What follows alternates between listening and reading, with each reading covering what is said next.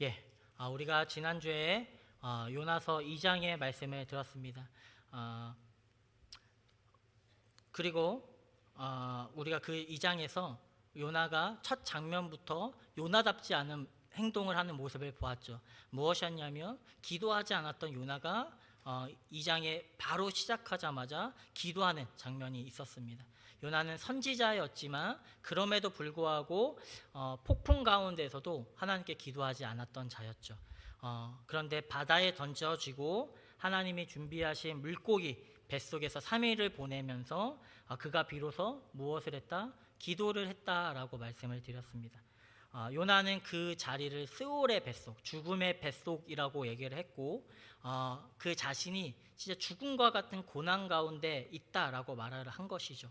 그런데 그 고난 속에서 드린 그의 기도는 단지 그 상황을 벗어나게 해주세요, 이 상황을 바꾸어 주세요라고 기도한 것이 아니라 요나의 기도는 무엇이었다? 다시 성전을 바라보겠습니다라는 기도였습니다. 그렇죠.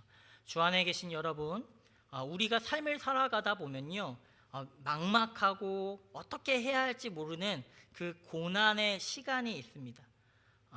진짜 의외로 많이 만나죠. 어떤 고난은 진짜 막막하고 답도 없고 진짜 내 삶의 미래까지도 보이지 않는 그런 죽음의 자리 같이 여겨지는 그런 때가 있죠. 그런데 바로 그때 우리의 기도가 어떠합니까?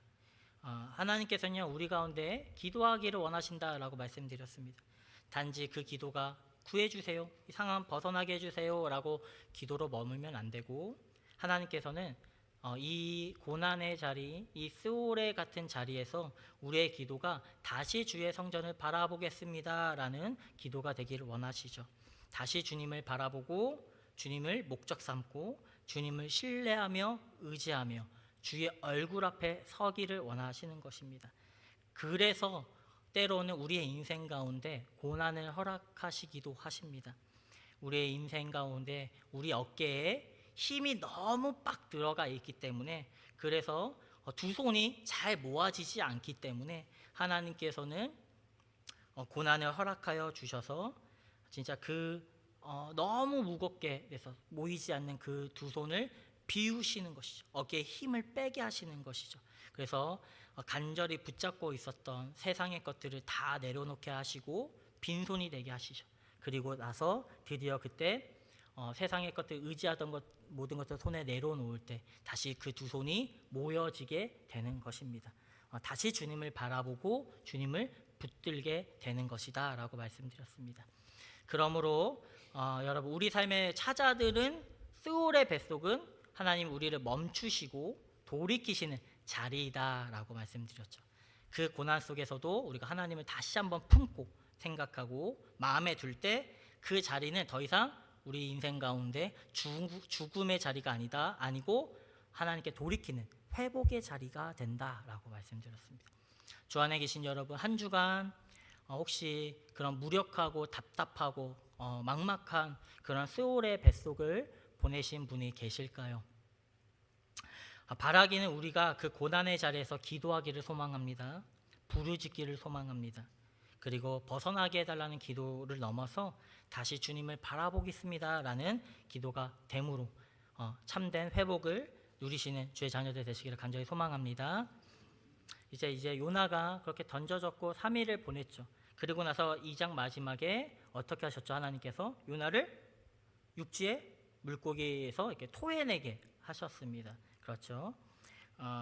2장 사실은 2장은요 마치 삽입된 것처럼, 사실 1장의 흐름 안에서 물고기 뱃속에 들어갔다가 3일 후에 물고기 뱃속에서 튀어나오는, 우리는 이제 이어지는 장면을 보게 되는 거죠.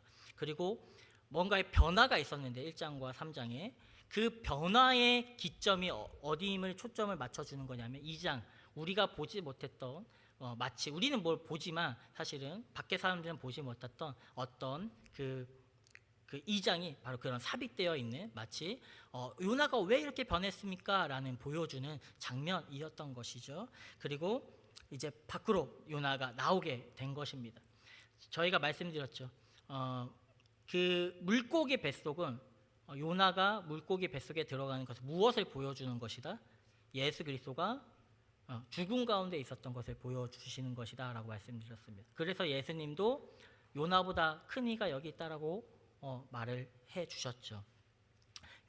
요나는 너무 작은 자였지만 예수님은 더 낮아지시고 죄가 없으신 분이 그 죽음으로 들어가시고 우리가 그 안에서 우리 역시 죽음과 부활을 경험하게 되는 것, 주와 함께 죽고 주와 함께 살아나는 것, 그것이 바로 옛사람은 죽고 그리스도 안에서 새 생명을 얻게 되는 그런 것이죠. 그것을 우리는 뭐라고 합니까?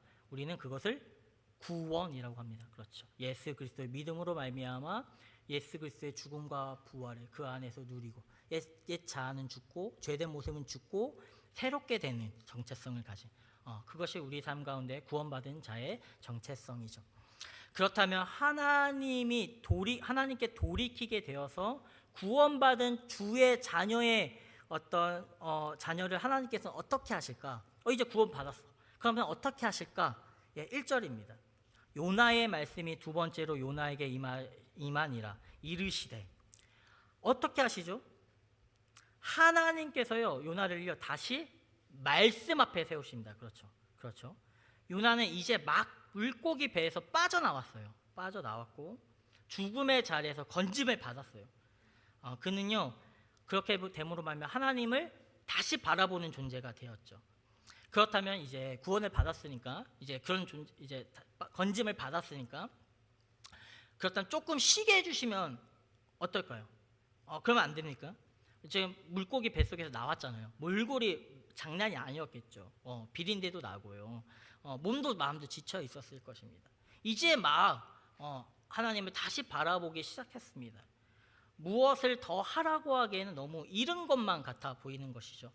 그런데 여러분, 하나님께서는요 예수 그리스도 안에서 생명을 얻은 자들, 다시 하나님을 마음에 품고 주를 바라보는 자들을 어떻게 하신다? 다시 말씀 앞에 세우신다라는 거죠. 주 안에 계신 여러분, 우리가 말씀에 순종했기 때문에 구원받은 것이 아닙니다. 우리의 순종이 하나님의 사랑을 만들어내는 것은 아니죠. 요나가 여전히 그때 불순종했음에도 불구하고 1장에서 하나님이요 요나를 향한 사랑을 멈추시지 않으셨습니다. 그래서 도망가는 요나를 향하여 내 말 안 들었어? 그래 잘 가라고 하시지 않으셨죠. 끝까지 요나를 추격하셨습니다. 하나님의 어떤 집착스러운 모습을 보여주신 것이죠. 사랑의 추적의 모습을 보여주신 것이죠. 그래서 애절한 사랑으로 그를 폭풍 가운데 멈추게 했던 것이. 요나는 계속 내려가고 있었는데 하나님께서는 그를 포기하지 아니하시고 같이 그 요나가 내려가는 곳으로 주도 내려가셨습니다. 그렇죠.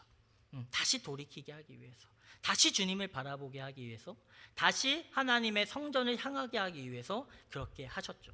그리고 실제로 요나를 건져내셨습니다.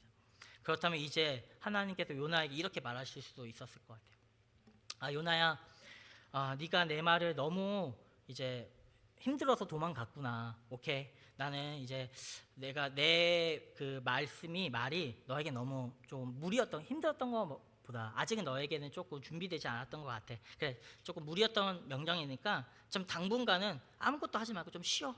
조금 체력도 괜찮아지고 또 다 좋아지고 좀 네가 좀 나아지면 그때 다시 어떻게 보면 다시 그때 얘기해 보자꾸나라고 하시지 않는다라는 것입니다.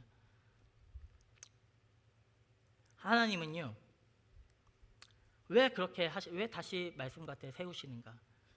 왜냐하면 우리를 사랑하시기 때문입니다. 사랑한다라는 것은요 하나님의 말씀과 상관없이 내 마음대로 살아가도록 내버려 두는 것이 아닙니다. 하나님은요 우리를 사랑하시기 때문에 불순종 가운데 그대로 두시지 않으셨죠. 하나님을 바라보게 하신 그 사람을요 다시 말씀 앞에 세우십니다. 다시 순종의 자리로 이끄십니다. 왜냐하면 은혜는 단지 죄를 용서하는 것으로만 끝나지 않기 때문이죠. 물론 죄를 용서하시고 우리를 구원하시는 은혜가 바로 하나님의 가장 절정의 사랑의 모습이죠. 그러나 하나님의 사랑은 거기에서 멈추지 않고 하나님은 구원받은 우리를 다시 말씀 앞에서 살아가게 하시길 원하십니다. 왜냐하면 하나님의 말씀은요, 우리를 억압하고 괴롭게 하고 하는 그런 짐이 아니라 하나님의 사랑과 은혜를 더 깊이 경험하게 하고 그 사랑을 누리게 하는 은혜의 방편이기 때문입니다. 하나님께서 우리에게 순종을 요구하시는 것은요, 우리를 힘들게 하기 위해서가 아니에요. 가뜩이나 힘든데, 가뜩이나 어려운데, 가뜩이나 쉽지 않은데 야, 더 힘들어 봐라 라고 주시는 것이 아니에요. 하나님께서는요, 우리 가운데 우리에게 진짜 필요한 것이 무엇인지 아십니다. 하나님은요, 우리에게 참된 생명이 무엇인지 아십니다. 우리에게 참된 행복이 무엇인지를 아십니다. 그래서 신명기 10장 13절에 보면요, 내가 오늘 네 행복을 위해서 너에게 명하는 여호와의 명령과 규례를 지킬 것이 아니냐라고 말하죠. 그러니까 왜 여호와의 명령과 규례를 지키라고 얘기한다고요? 너희의 행복을 위해서. 하나님께서는요, 우리를 행복하게 하시기 위해서 말씀에 순종하길 원하십니다. 우리 인생의 가장 큰 행복이 무엇입니까? 내 마음대로 살아가는 것일까요? 내 계획대로 흘러가는 삶일까요? 가장 큰 행복은요, 주님 안에서 주님의 말씀에 순종하며 살아가는 삶이 가장 큰 행복입니다. 말씀을 가까이 하고요, 말씀을 따라 살아갈 때 우리 삶 가운데 세상이 주지 못하는, 세상에서 누리지 못하는 가장 큰 행복을 누리게 되는 것이죠. 세상보다 지혜로우신 하나님께서, 우리에게 가장 필요한 것이 무엇인지를 아시는 하나님께서 우리에게 말씀하셨고, 그 말씀을 따라 살아갈 때 철을 따라 열매 맺는 삶이 되는 것입니다.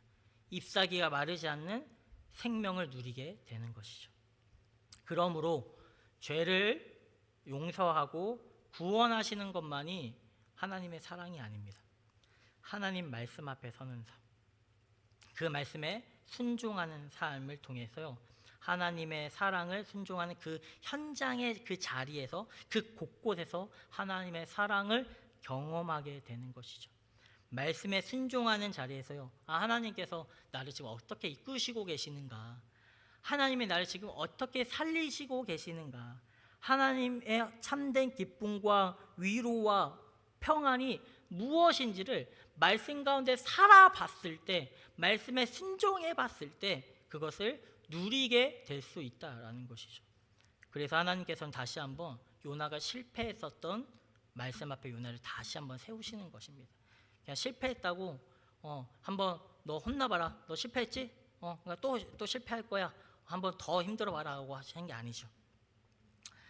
주님은 요나의 행복을 위해서, 요나의 참된 기쁨과 만족이 무엇인지를 알려주기 위해서, 하나님의 사랑이 무엇인지를 알려주기 위해서 다시 요나를 세우신 것입니다. 나중에 준비되라고, 상황이 나아지면 괜찮아지면, 능력이 되면 그때 서라고 하지 않습니다. 바로 그 자리 바로 세우십니다. 주 안에 계신 여러분, 구원받은 자의 삶은 어디로 이어져야 될까요? 말씀 앞에 서는 자리로 이어져야 됩니다. 순종하는 자리로 이어져야 됩니다.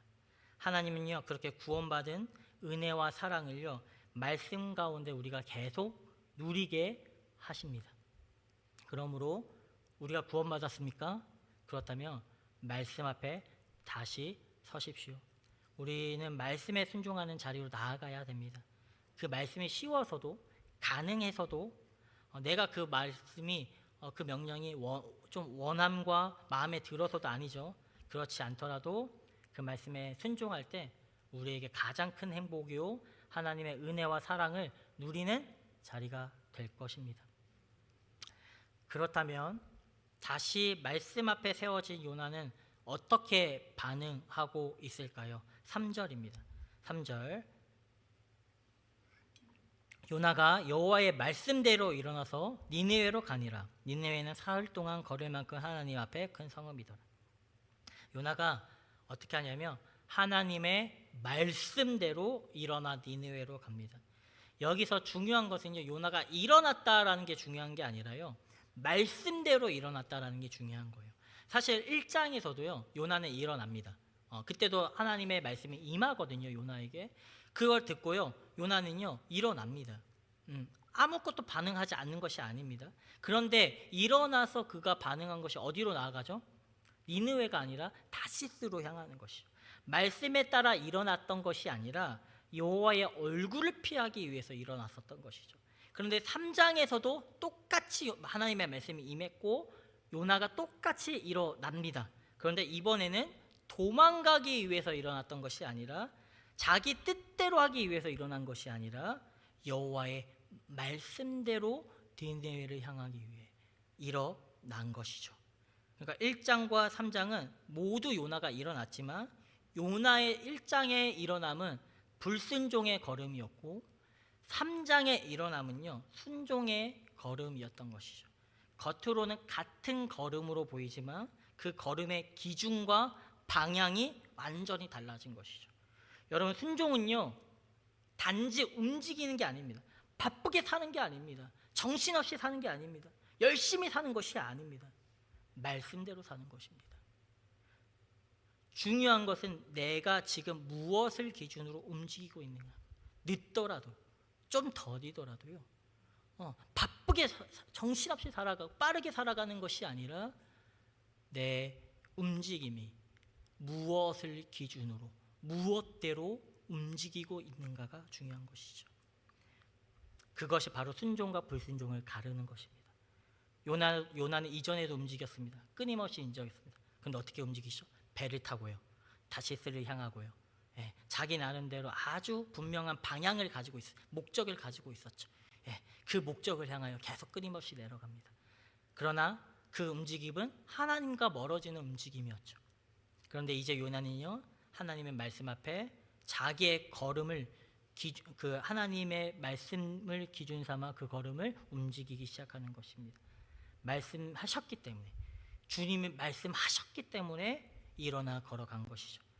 우리가 오해하지 말아야 할 것은 여호와의 말씀대로 갔다고 해서요 니느웨가요 작아진 게 아닙니다. 니느웨는 여전히 큰 성읍이죠. 부담스러운 자리였고요, 여전히 요나가 원하지는 않는 자리였어요. 그리고 요나가 갑자기 물고기 뱃속에서 튀어나왔더니 요나에게 없었던 능력이 생긴 것도 아니고요, 갑자기 열정이 생긴 것도 아니에요. 니느웨를 향한 사랑이요 갑자기 흘러넘친 것도 아니에요. 완전히 마음이 정리된 게 아니었습니다. 실제로 4장을 보면요 요나는요 여전히 니느웨를 싫어합니다. 증오해요. 그래서 하나님께 성을 내기도 합니다. 니느웨가 회개하는 모습을 보고요 기뻐하기보다는 불편해합니다. 그러니까 지금 요나는요 이제 니느웨라는 것이 이제 사랑스럽네, 이제 내가 원하네, 내가 니느웨를 향한 열정이 샘솟네, 내 능력이 생겼네, 그래서 그런 상태로 간 것이 아니라는 것이죠. 솔직히 여전히 마음에 걸리고 불편하고 여전히 내키지 않았던 것이죠. 그런데도 요나는 갑니다. 왜 그렇습니까?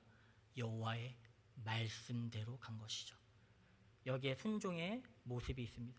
순종은 내 마음이 다 이해가 될 때 움직이는 게 아니죠. 내 감정이 정리되었을 때만 하는 것이 아닙니다.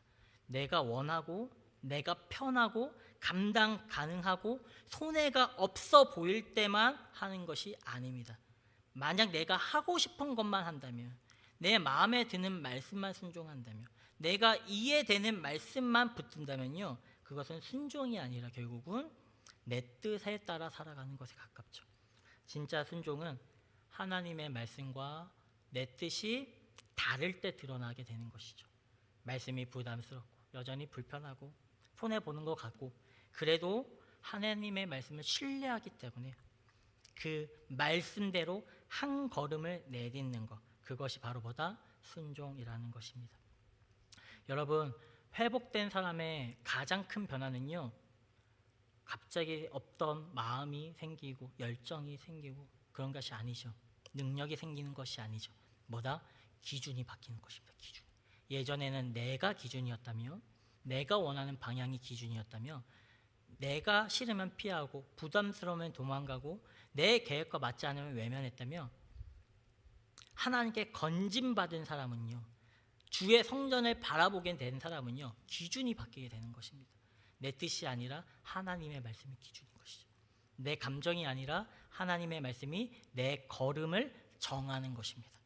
주 안에 계신 여러분, 때로는요, 말씀 때문에요, 내려놓아야 할 것들이 너무나도 많습니다.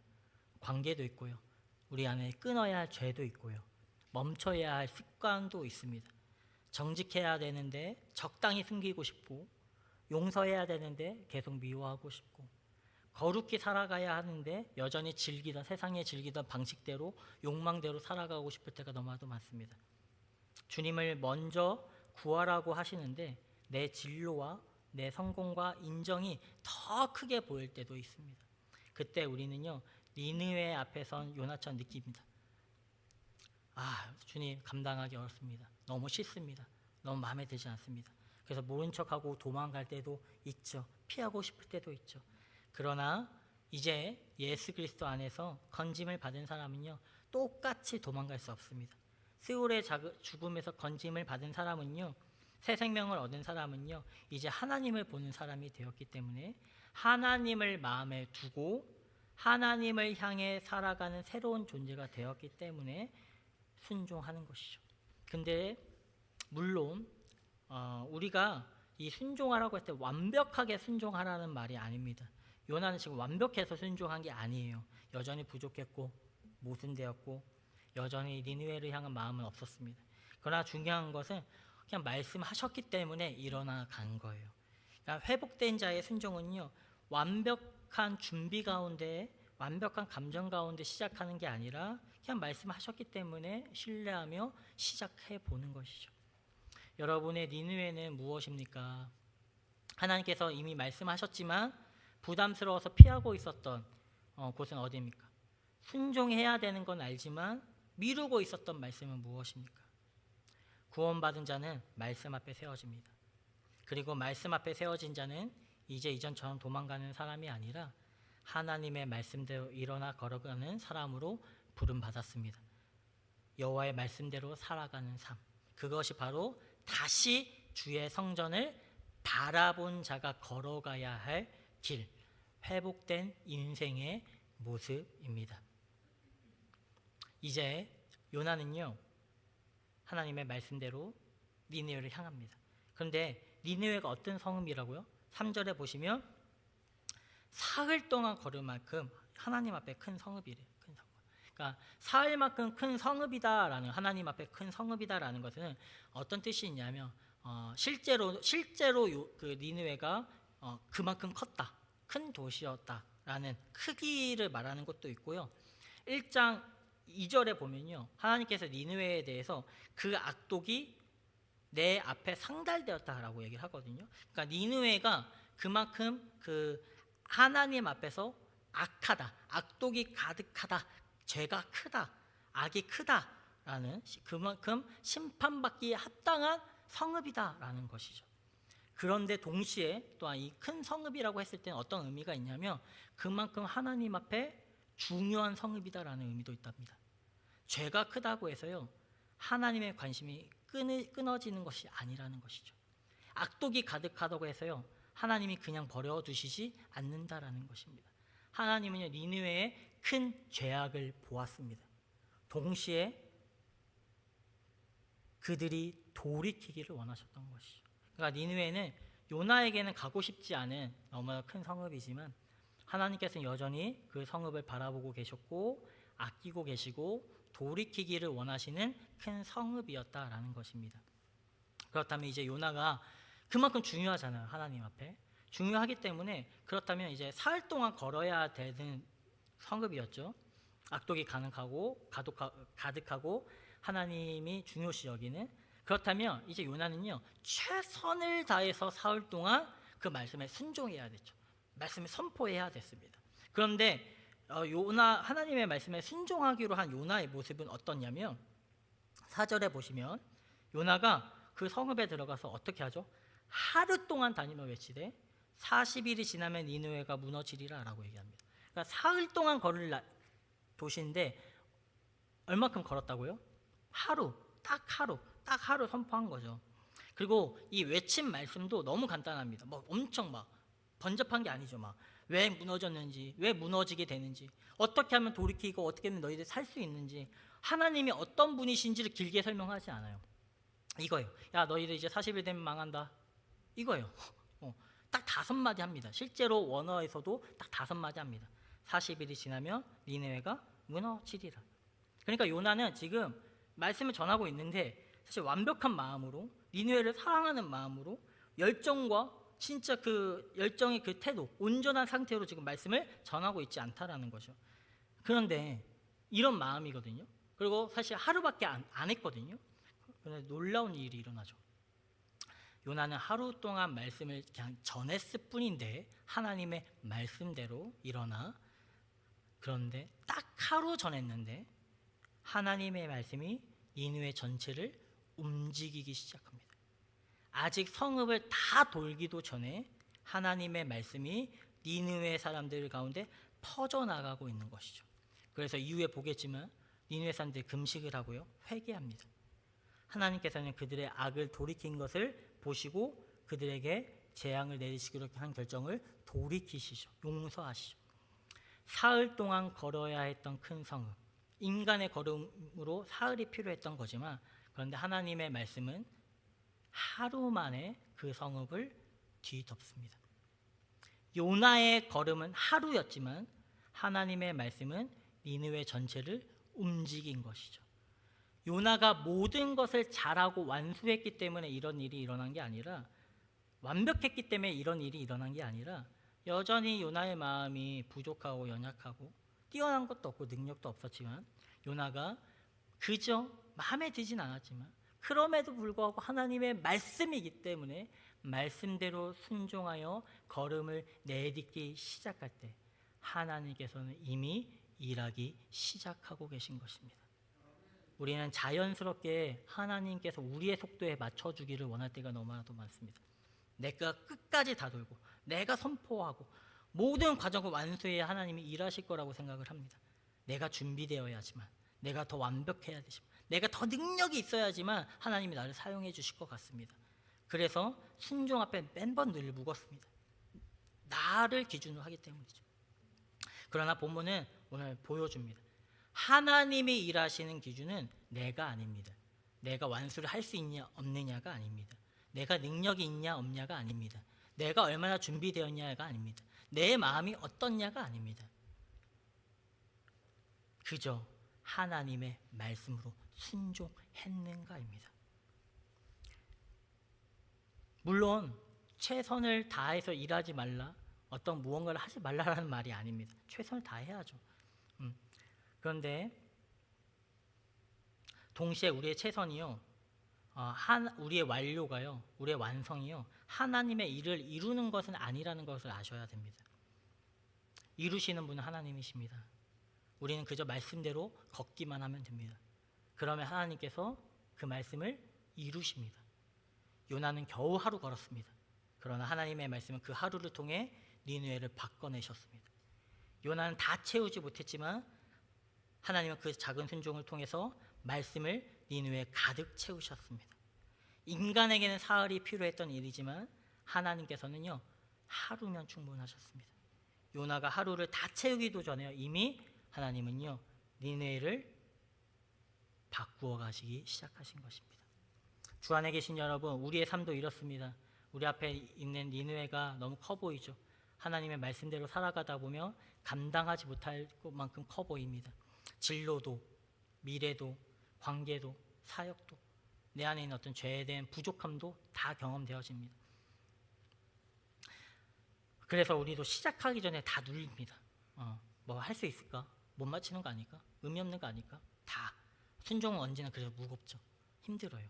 그러나 하나님은요, 우리가 모든 것을 다 하기 원하시는 분이 아니십니다. 하나님, 우리가 말씀대로 걷기를 원하시는 분이십니다. 그냥 오늘 주어진 그 말씀 앞에서, 오늘 순종해야 할 자리에서 오늘 그저 그 한 걸음을 내딛기를 원하시는 것이죠. 그리고 그렇게 우리가 한 걸음을 내딛기 시작할 때 우리가 다 하지 못하는 그 자리에서 주님이 다 하시고 이루신다라는 것입니다. 하나님, 우리의 작은 순종을 통해 우리의 삶을요, 덮으시고요, 움직이시고요, 또한 이루어 가십니다. 여러분, 순종은요, 결과를 내가 책임지겠다라는 것이 아닙니다. 순종의 결과는요, 하나님께 맡겨드리고요, 오늘 그저 나에게 주어진 말씀을 살아내는 것이죠.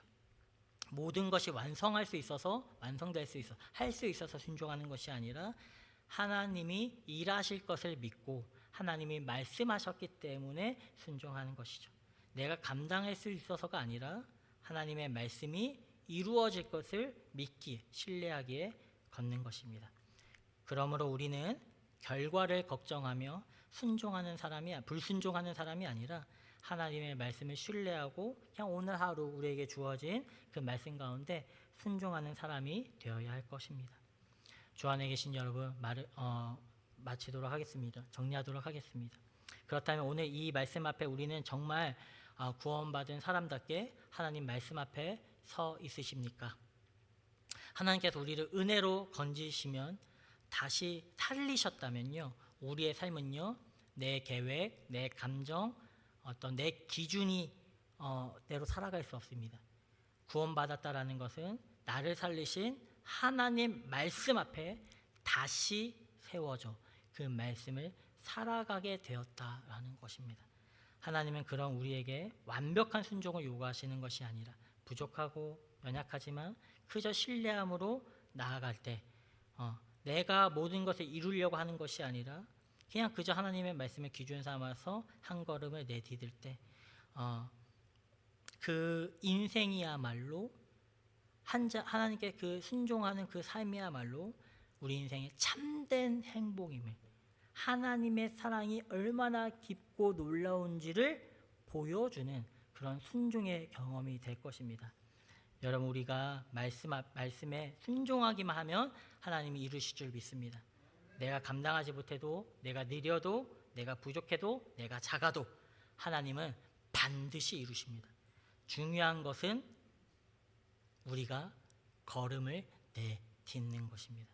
하나님의 말씀에 붙들려 그 작은 걸음이 하나님의 놀라우신 발자국을 남기게 될 것입니다. 니느웨를요, 악독에서 바꾸어내실 것입니다. 오늘 하루도 그 말씀 앞에 서서 그 말씀의 그 작은 순종의 발걸음을 내디드시는 우리 성원교회 성도님들 되시기를 간절히 소망합니다.